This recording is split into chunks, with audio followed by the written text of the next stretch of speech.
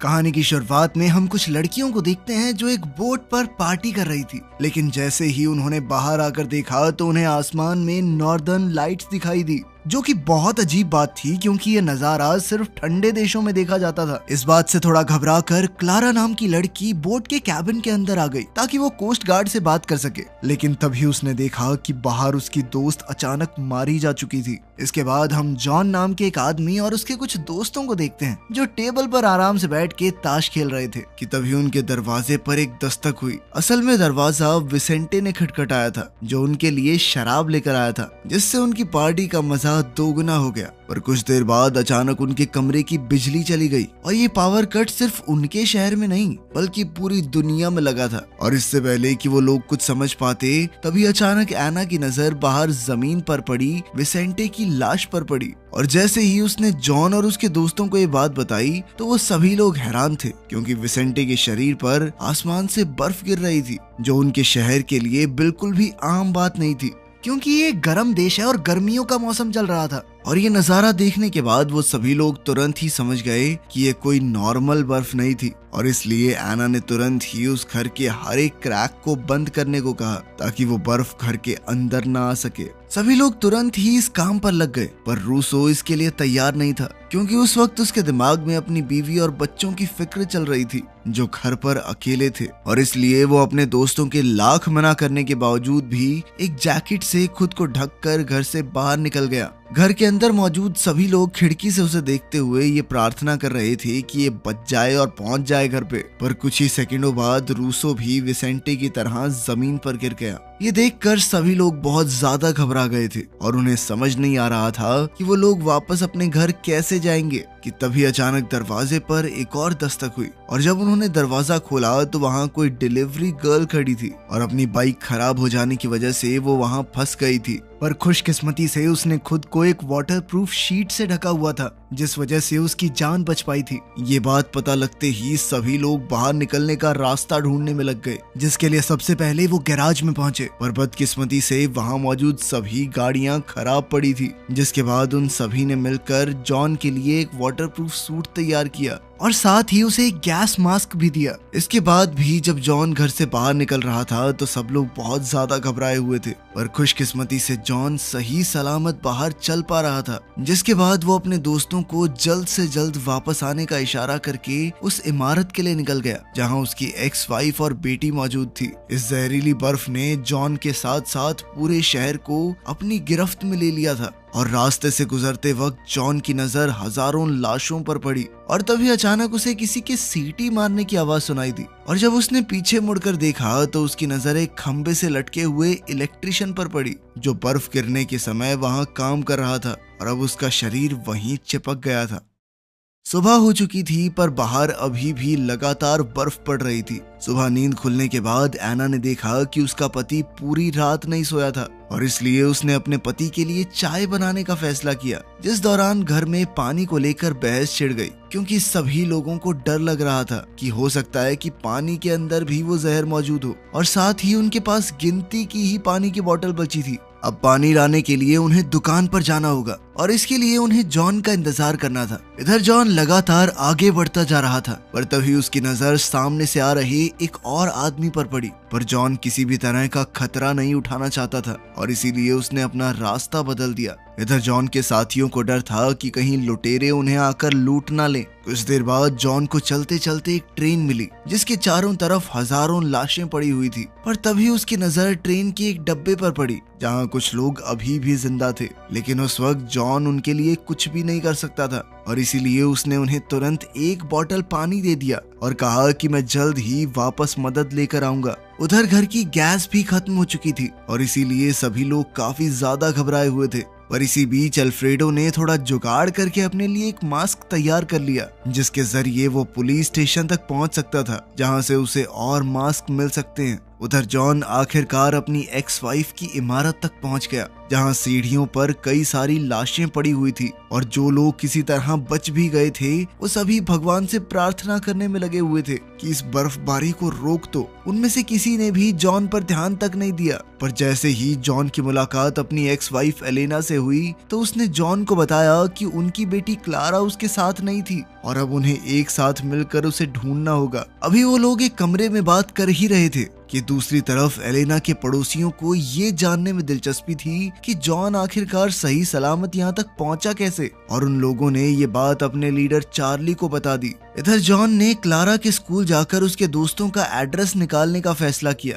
पर जैसे ही वो कमरे से बाहर निकलने लगा तो सभी पड़ोसियों ने उसे चारों तरफ से घेर लिया, जिसके बाद चार्ली ने उससे तुरंत उसका गैस मास्क मांगा। पर जॉन जानता था कि अगर उसने मास्क चार्ली को दे दिया तो वो अपनी बेटी को कभी नहीं ढूंढ पाएगा, और इसीलिए जॉन ने तुरंत ही अपनी बंदूक निकालकर वहां से भागने की कोशिश की, जिसके बाद सभी लोग एलेना और जॉन का पीछा करने में लग गए। उन सब से बचने के चक्कर में वो लोग एक खाली घर में घुस गए, जहां जॉन ने एलेना को किसी भी तरह का वाटरप्रूफ सामान ढूंढने को कहा ताकि वो लोग उसके लिए भी एक मास्क बना सके। इधर जॉन और एलेना सामान ढूंढने में लगे हुए थे, वहीं दूसरी तरफ चार्ली और उसके साथी लगातार दरवाजे को तोड़ने की कोशिश कर रहे थे। और जल्द ही जॉन को एहसास हो गया कि उनके पास अब ज्यादा समय नहीं था, और इसीलिए उसने अपना मास्क और गियर एलेना को देते हुए उसे तुरंत ही स्कूल की तरफ बढ़ने को कहा। अब एलेना के कमरे से बाहर निकलते ही चार्ली और उसके साथियों ने भी दरवाजा तोड़ दिया, पर जॉन इतनी जल्दी हार मानने वाला नहीं था और उसने एक प्लास्टिक बैग को अपने चेहरे पर लपेटकर खिड़की से छलांग मार दी। पर उसके बैग में कुछ खास ऑक्सीजन नहीं थी और इसीलिए कुछ ही सेकंडों बाद वो बेहोश हो गया। लेकिन कुछ देर बाद जैसे ही उसकी आंख खुली तो वो एलेना और अपने दोस्तों के साथ एक गाड़ी में था। उसके दोस्त किसी तरह से एक गाड़ी और कुछ ऑक्सीजन मास्क का जुगाड़ करने में कामयाब हो गए थे, पर उस वक्त उनमें से किसी की भी नजर आसमान से गिर रहे मीटियोर्स पर नहीं पड़ी। इसके बाद वो लोग जॉन और एलेना को लेकर वापस घर आ गए ताकि वो आगे की प्लानिंग कर सके। लेकिन जॉन गाड़ी लेकर अपनी बेटी को ढूंढना चाहता था, जिसके लिए अल्फ्रेडो ने साफ इनकार कर दिया, क्योंकि उसके मुताबिक उन्हें पहले अपने आप को बचाने के बारे में सोचना चाहिए। पर तभी उनकी नजर एक आदमी पर पड़ी जो टायर के निशान के जरिए तेजी से उनकी तरफ बढ़ रहा था, और ये देखते ही वो लोग तुरंत ही उससे सवाल करने के लिए नीचे पहुंच गए।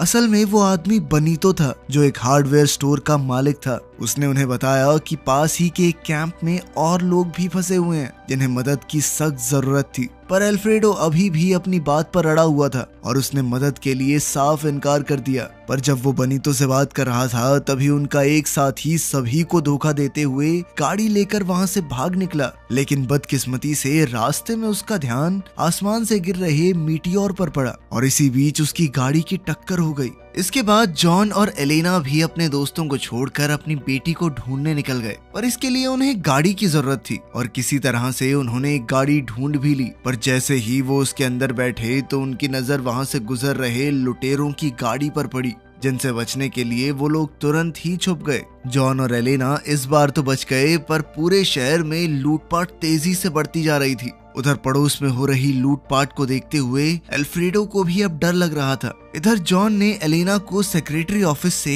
क्लारा की उस दोस्त का एड्रेस निकालने को कहा जिसके घर वो गई थी, और वो खुद एक गाड़ी ढूंढने में लग गया। उधर घर में वो डिलीवरी गर्ल काफी ज्यादा हताश हो गई थी और इसीलिए उसका ध्यान भटकाने के लिए अल्फ्रेडो ने उसे बाहर नजर रखने की जिम्मेदारी दे दी और वो खुद सुपरमार्केट से और सामान इकट्ठा करने के लिए निकल गया। इधर जॉन को आखिरकार एक गाड़ी मिल गई थी और वो उसे लेकर तुरंत स्कूल के लिए निकल गया। इसी दौरान स्कूल में एलेना को एक अजीब सी आवाज सुनाई दी और जब वो उसका पीछा करते हुए स्कूल के रेस्टरूम में पहुंची तो उसकी नजर वहां बंद एक लड़के पर पड़ी जिसे कुछ बदमाश बच्चों ने वहां बंद कर दिया था, और उनकी इसी बदमाशी की वजह से आज वो लड़का जिंदा था। और जब जॉन ने उसे बाहर चल रही परेशानी के बारे में बताया तो पहले तो पाब्लो को उसकी बात पर विश्वास ही नहीं हुआ, पर जब उसने बाहर आकर अपने दोस्तों की लाशें देखी तब उसे मजबूरन जॉन की बात पर भरोसा करना पड़ा।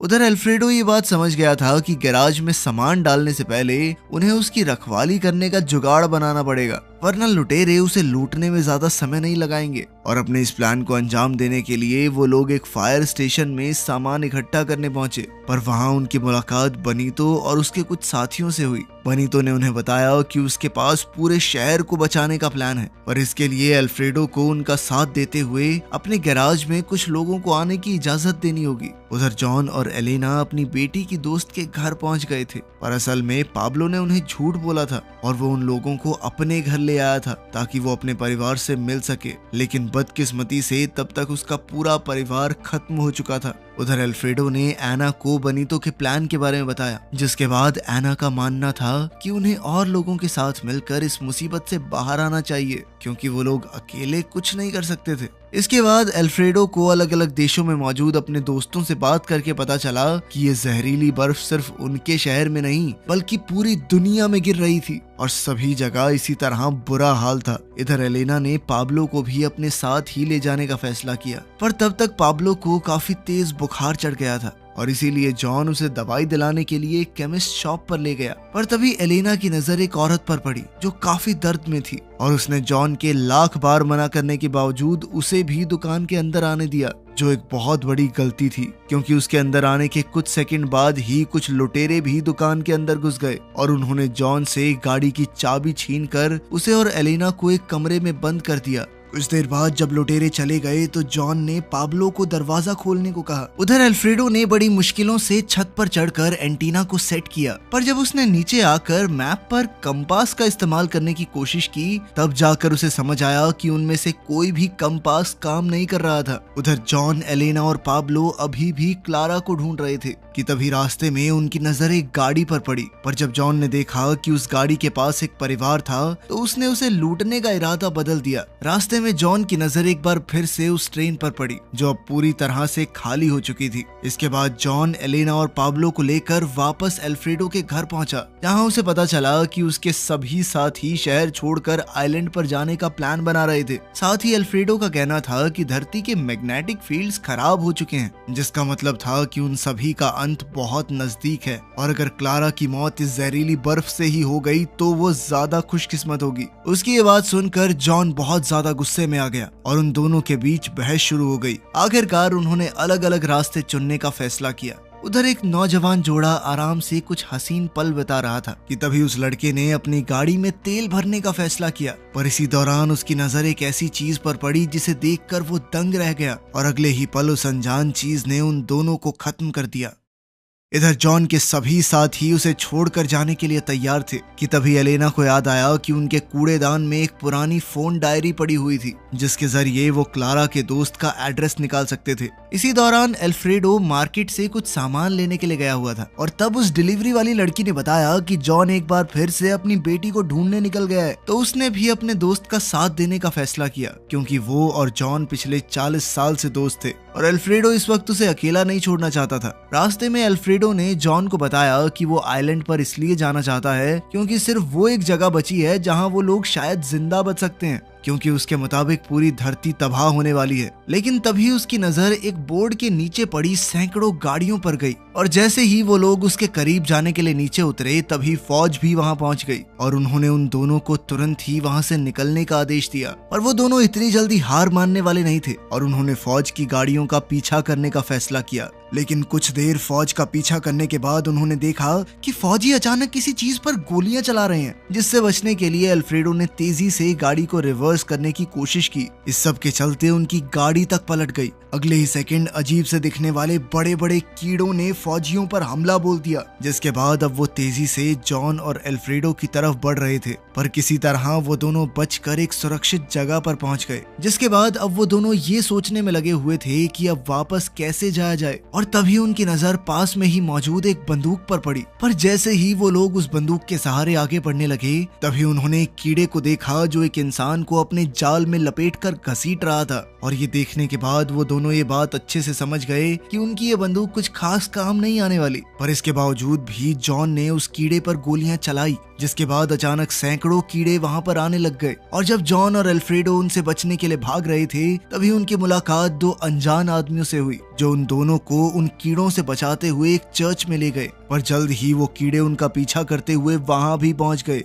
उन दोनों अनजान आदमियों ने अपने मास्क उतारते हुए अपना परिचय कोहिरो और मिक्की के तौर पर दिया और इसके बाद वो दोनों जॉन और अल्फ्रेडो को अपने कैंप में ले गए, जहां कुछ और लोग भी मौजूद थे। उस ग्रुप की लीडर एक औरत थी जिसने खिड़की से उन दोनों को आसमान से गिर रहे मीटियोर्स दिखाए और उनके मुताबिक यही मीटियोर्स उन कीड़ों को धरती पर ला रहे थे। और जैसे ही अल्फ्रेडो को एहसास हुआ कि एक एलियन हमला है, वो तुरंत ही अपनी बीवी के पास वापस जाने की बात करने लग गया। पर उस औरत ने किसी तरह से अल्फ्रेडो को दरवाजा खोलने से रोक दिया। उस रात उनमें से किसी को भी नींद नहीं आई और अब जॉन को लग रहा था कि वो अपनी बेटी से फिर कभी नहीं मिल पाएगा। कुछ देर बाद जब वो बाहर निकला तो उसकी नजर बाहर खड़े हजारों कीड़ों पर पड़ी, जिसके बाद वो समझ गया कि वो लोग ज्यादा देर तक यहाँ नहीं रुक सकते और इसीलिए उन्होंने किसी और जगह जाने का फैसला किया। सभी लोगों ने इसके लिए तैयारी की, पर एक बूढ़े आदमी ने वहीं रुककर अपनी बीवी के साथ रहने का फैसला किया। कुछ देर बाद वो सभी लोग रात के अंधेरे में छुपते हुए चर्च से बाहर निकले और फिर उल्टी पड़ी हुई बस में घुस गए। इसी दौरान कुछ आदमी एक दीवार में सुरंग बनाने की कोशिश कर रहे थे जिसके जरिए वो दूसरी तरफ पहुंच सकें, पर तभी बस में एक बच्ची रोने लग गई और उसकी आवाज ने कीड़ों का ध्यान अपनी तरफ खींच लिया। लेकिन इससे पहले कि वो बस पर हमला कर पाते तभी उस बूढ़े ने चर्च का घंटा बजाकर उनका ध्यान भटका दिया। इधर जॉन और उसके साथी सुरंग के जरिए आगे बढ़ रहे थे, जबकि चर्च में उस बूढ़े आदमी ने अपनी बीवी के साथ एक आखिरी सिगरेट पी, जिसके बाद उनका प्लान था कि वो चर्च के साथ साथ कई एलियंस को उड़ा देने वाले थे। इधर जॉन और उसके साथियों को एक गाड़ी मिल गई और जैसे ही वो गाड़ी लेकर वहां से निकले तो उनकी नजर दूर जल रहे चर्च पर पड़ी। कुछ देर बाद जॉन और अल्फ्रेडो ने अपने नए साथियों को अलविदा कहा और वापस अपने साथियों के पास घर पहुंच गए, जहां उन्हें क्लारा के वापस आने की खुशखबरी भी मिली। जिसके बाद सभी लोग आइलैंड पर जाने की तैयारी में लग गए, पर तभी उनके गैराज में कुछ अनजान लोग घुस आए और उन्होंने अल्फ्रेडो के सामने एक प्रस्ताव रखा, जिसके मुताबिक वो लोग अल्फ्रेडो को उसके घर और गैराज के बदले में एक मोटर होम देने को तैयार थे, जिसके लिए अल्फ्रेडो भी तैयार हो गया। कुछ देर बाद जब वो लोग नदी के पास पहुंचे तो उनका आइलैंड पर जाने का सपना चूर चूर हो गया,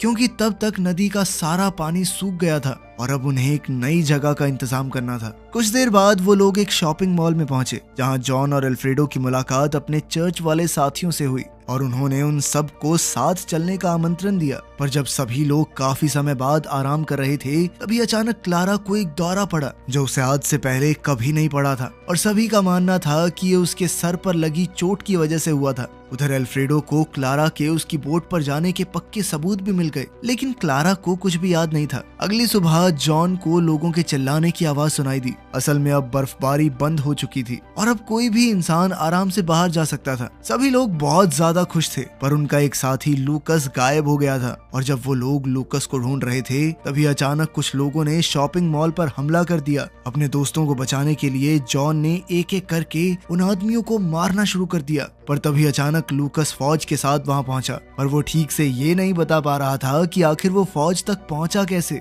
जॉन को उस पर शक तो हुआ, पर इसके बावजूद वो फौज के साथ बेस कैंप पर जाने के लिए तैयार हो गया और रास्ते में उनकी नजर नदी पर भी पड़ी जिसमें अब वापस से पानी आ गया था। पर वो लोग ये नहीं जानते थे कि वो शहर अब भी एलियंस से भरा हुआ था। इसके बाद उन्होंने फौज के बेस कैंप में ही रहना शुरू कर दिया, जहां उन्हें एलियंस से लड़ने की ट्रेनिंग भी दी जाती थी। और एक दिन बेस कमांडर ने अल्फ्रेडो को एक रेडियो ठीक करने के लिए बुलाया, जिसके जरिए वो लोग बाहरी दुनिया से संपर्क कर सकते थे।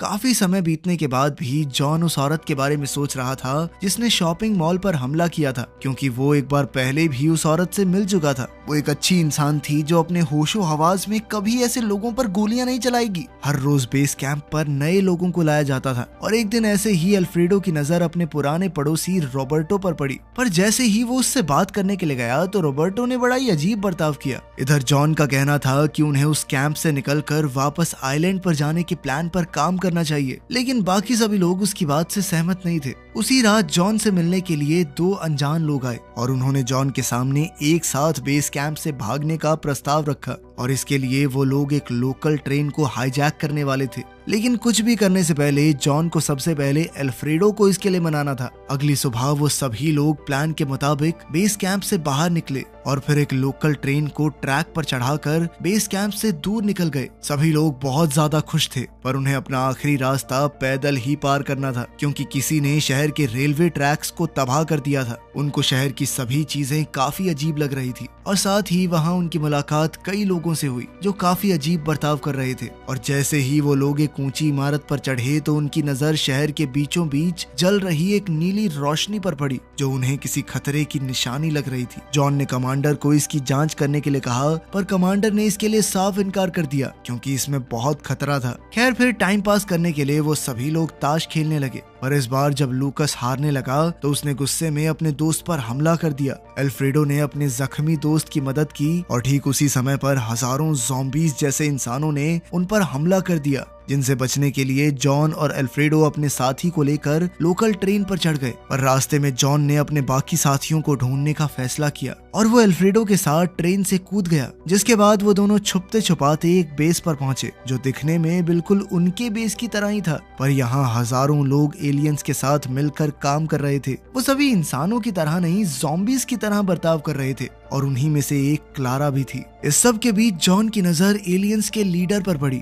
और वही था जिसके अंदर से वो नीली रोशनी निकल रही थी। अब वो दोनों मिलकर ये सोच रहे थे कि क्या वो इस खतरनाक मुसीबत से बच पाएंगे। इसी के साथ इस टीवी सीरीज का पहला सीजन खत्म हुआ। दूसरा अभी आया नहीं है, जब आएगा बना देंगे। मिलते हैं अगली वीडियो में।